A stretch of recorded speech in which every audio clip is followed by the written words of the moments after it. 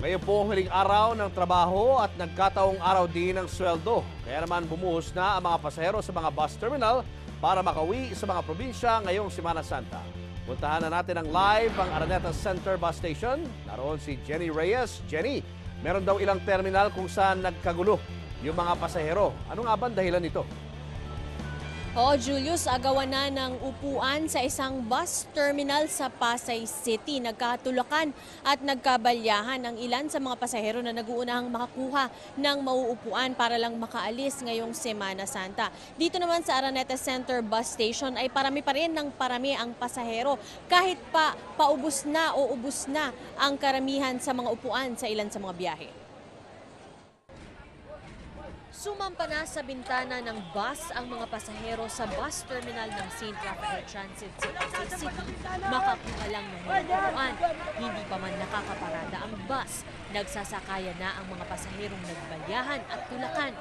Pero karamihan sa mga nakikipag-unahan sa loob ng bus ay ang mga fixer na magre-reserba ng upuan at saka ibinebenta sa pasahero. Ang babaeng ito nakipagsenyasan sa isang lalaki sa loob ng bus. Maya-maya pa, hinila na siya papasok sa bintana. Dili ganito yan. Pagka may okasyon, nakiyatan yan. Doon pa lang sa kabila, nakiyatan na yan.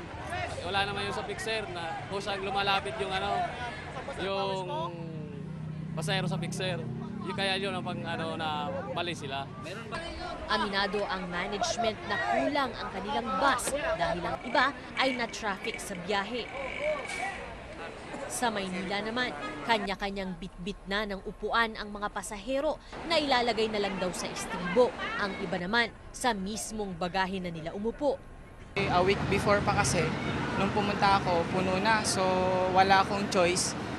Kaya nagdala na lang ako ng upuan ko para masigurado na makauwi. Sa Araneta Center Bus Station, mas marami na ng pasahero, maayos naman ang sistema. Sa dami ng pasahero, umabot na hanggang parking lot ang mga naghihintay. Si Rosemary, halos 2 oras pumila bago nakabili ng tiket patungong Bicol. Galing po ng trabaho, diretso na dito. Hindi kami umuwi ng last year.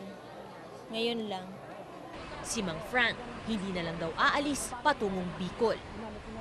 Kaya ang sabi ko, o sige, hindi na lang, next week na lang ako. Para ka ako maluwag, at least hindi ako makipagsiksikan.